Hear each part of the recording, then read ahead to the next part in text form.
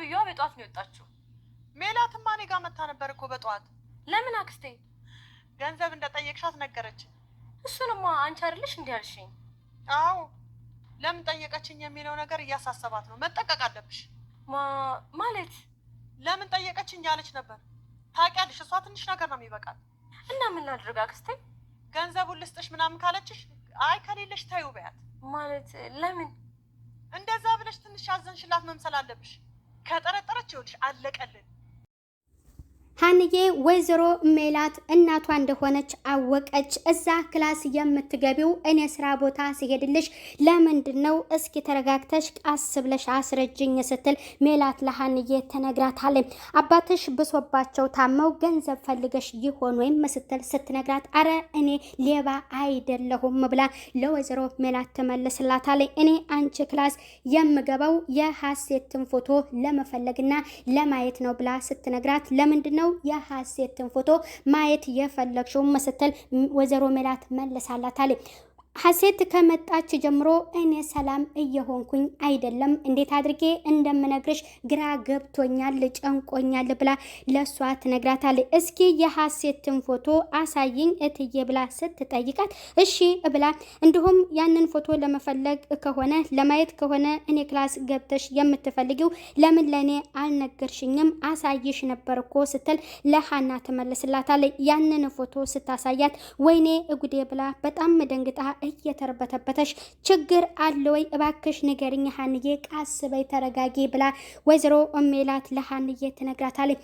አሲር ስልክ ይደውልላታል። አባዬ ምን ሆነ አሲር ብላ ደንግጣ እንደዛ ያቀፈችውን ፎቶ ጥላው ትሄዳለች።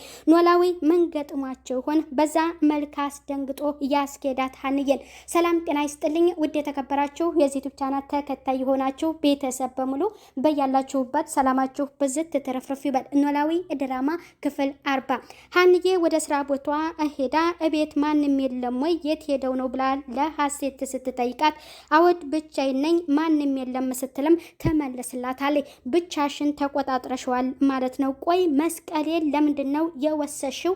መልሽልኝ ብላ ለሷ ስትመልስላት እውነትሽን ነው ወይ? እርግጠኛ ነሽ ወይም ደግሞ ደረጃሽን እወቂ። ይሄ መስቀል መቼም ቢሆን ለአንቺ አይሆንም ብላ ለሀንዬ ታስጠነቅቃታለች። በጣም ትናደዳለች። ጥላት ትሄዳለች። ወይዘሮ ሜላት ወይዘሮ ባዩሽ ጋር ትሄዳለች። ልጄ እኮ ብር ጠየቀችኝ ባዩሽ፣ እኔ ካንቺ የምደብቀውና የምሸሽገው ነገር የለኝም፣ ምን ብለሽ ትመክሪኛለሽ ብላ ስትነግራት ለምንድን ነው ገና ተደላድላ ሳትቀመጥ ብር ብላ የጠየቀችሽ? ፍየል ከመድረሷ ቅጠል መበጠሷ አሉ ብላ ስትታረትባታለች። ለመሆኑ ገንዘቡን ለምኗ ነው? ምንስ ያህል ነው ብላ ለወይዘሮ ሜላት ስትነግራት የገንዘቡንም መጠንና ለምንም እንደፈለገችው ታስረዳታለች። እሺ አሁን አንቺ ምን ትኛለሽ ባዩሼ ስትላት ለአሁኑ አትስጫት አልልሽም፣ እስጫት፣ ለቀጣዩ ግን አጣርተሽና አይተሽ ትሰጫታለሽም ስትል ትነግራታለች። የገንዘቡ መጠን 50 ሺህ መሆኑን ስትነግራት ትንሽ ነው ደግሞ ልጄ ናትም ስትል በጣም እትናደድና 50 ሺህ እንዴት ቀላል ነው ትያለሽ? በጣም እኮ ብዙ ብር ነው ብላ ለወይዘሮ ሜላት ትነግራታለች። ገንዘቡን እንደምትሰጣት ካወቀች በኋላ ወይዘሮ ባዩሽም ወደ ቤቷ ሜላትም ወደ ቤታቸው ለመሄድ ይወስናሉ። መንገድ ላይ ለሀሴት ስልክ ትደውልላትና ብሩን እኮ እንደጠየቅሻት መታ ነገረችኝ፣ እኔ ጋር ነበረች ብላ ለሀሴት ትነግራታለች። ይኸውልሽ ተጠንቅቀሽ ገንዘቡን እንደሰጠችሽ ለኔ ቶሎ ላኪልኝ፣ ደግሞ ከሌለሽ ተዩ በያት ብላ ለሷ ትነግራታለች። እንዴ አክስቴ ይህንን ሀሳብ እኮ ያመጣሽው አንቺ ነሽ ብላ ሀሴት ስትመልስላት አይ መቅደርደር ጥሩም ነው ብላ ተመለስላታለች። ወይዘሮ ሜላት ወደ ቤትም ትመለሳለች። ሀንዬ ኪችን እንደሆነች ሀሴት ወደዛ ትገባና እናቴ በሌለችበት ሰዓት እዛ እየገባሽ የምትፈልጊው ነገር ብታቆሚ ይሻልሻል፣ ደግሞ ከኔ ጋር የምታደርጊውን ነገር ብታርፊ ይሻልሻል ብላ ታስጠነቅቃታለች። አሁን እርቦኛል፣ ቁርሴን ወደ ሳሎን አምጭልኝ ብላ ገልመጥ አድርጋ ትሄዳለች። ምን አይነት ናት ብላ ሀን የምትናደዳለች። ወይዘሮ ሜላት ትመጣለች። ገንዘቡን እሰጥሻለሁ፣ ከጠየቅሽኝ በላይ ደግሞ 20 ሺህ ብር ጨምሬልሻለሁ ብላ ለሀሴት ትነግራታለች። በጣም ደስ ይላል ይላትና ይሄንን ያክል ገንዘብ እኔ ምን ያደርግልኛል እማዬ እወድሻለሁ ብላ ወይዘሮ ሜላትን ስትነግራት እኔም እወድሻለሁ የኔ ልጅ ብላ ደስ ይላታል ወይዘሮ ሜላት። ግን እሷ ልትበላት ጎጆዋ ናት ልጇ እያልሆነች በጣም መጥፎ በመጥፎ ጓደኛዋ የተከዳች ወይዘሮ ሜላት።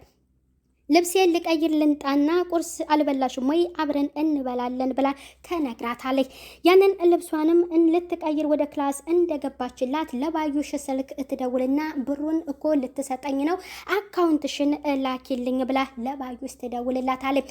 ወይዘሮ ባዩሽን ደግሞ ፎቶና መስቀሉን ከዛ ቤት ከኖላዊ ቤት የሰረቀው ልጅ ብሩን ካላመጣችሁ እያለ እየጨቀጨቀና እንዲሁም እያስፈራራው ስለሆነ ያ ልጅ ደግሞ ቶሎ ብለሽ እባክሽ ያንን 50 ሺህ ብር አንጪ እኔ ልጁ ወደዛ ልፋታው በጣም እያስጨነቀኝ ነው ብሎ ለሷ እየነግራታል። አንተ ወንድ አይደለም እንዴ ምን ያንቦቀቡቀሃል ብላ ለሱ ደግሞ እትነግረዋለች። ለኔ ችግር የለም ይህ ነገር ግን ለአንቺ ነው የሚያስፈራው ብሎ ለሷ እየነግራትና በጣም ስለተጨነቀች ያንን ገንዘብ ቶሎ እሷ እንደላከችላት ከልጁ ጋር ትገናኝና ያንን ብር ትሰጧለች። አሁን ጨርሻለሁኝ ብላ ስትነግረው አሁን ጨርሻለሁ ብለሽ ደግሞ እንዳትረሽኝ ጠይቂኝ ብሎ ይላታል። ወይዘሮ ባዩሽ በጣም ተደስታለች። የቀጣይ ስራዋ መቼ ገና ጀመረችውና ምክንያቱም ወይዘሮ ሜላት ላይ የምትፈጽመው አንደኛ በጣም ቅነተኛና የውሸት ጓደኛ አስመሳይ ስለሆነች የውሸት ልጇ አብላ አምና እንድትቀበላትና እሷ አደጋ ላይ እንድትወድቅ ነው እያደረገቻት። ሀንዬም እንግዲህ እንደተጨነቀች ሰላምዬ እትመጣና ምን ሆነሽ ነው ሰሞኑን ትክክል አይደለሽም እባክሽ ንገሪኝ ሀንዬ እኔ የቅርብ ጓደኛሽ አይደለሁም ወይ ከኔ መደባበቅ ጀመር ነው ብላ ስትነግራት አይ እኔ በጣም ጨንቆኛል እንዴትም አድርጌ እንደምነግርሽ ብቻ ሰላምዬ ግራ ገብቶኛል ብላ ለሰላም ስትነግራት ያው ያ አባቷ ነገር ይሆናል ብላ እቅፍ ታደርጋታለች። ከአሲር ጋር ይገናኙና ገንዘቡን እንደምትሰጠውና አካውንትህን ላክልኝ ገንዘቡን ትራንስፈር ላድርግልህ ስትለው እኔ ምን ያደርግልኛል እኔ ደግሞ ደሃ ነኝ ሌባ ደግሞ ለአንድ ቀን ነው የለኝም ብሎ ይላታል። እሺ እንደዛ ከሆነ ግን በጣም ትቀልዳለህ ቁርስ ልጋብዝህና በዛው ገንዘቡን ልስጥህ ብለው ከሱ ጋር ትሄዳለች። ከዛኛው ጓደኛው ጋር እንደተገናኙ ለኖላዊ የሀንዬ ጓደኛ ገንዘብ እንደሰጠችውምና እኛም የአቅማችንን ማገዝ አለብን ሲለው እንዴ ነው ብሎ ይቀልድበታል። እኛ ከሌለን የለም ነው ከየት እናመጣዋለን ብሎ ለአሲር ይነግራል። በቃ በጉልበታችን ሰርተን ማገዝ አለብን እነሱ እኛን ቀይረውን የለም ወይ ብሎ ለተምቹ ይነግራል። ተምቹ ግን አሁንም ሲጋራውን ለማጨስ ሲሞክር አንተ አትሻሻልም አሁን ልታጨስ ነው ወይ አጠገቤ ብሎ ይነግራል።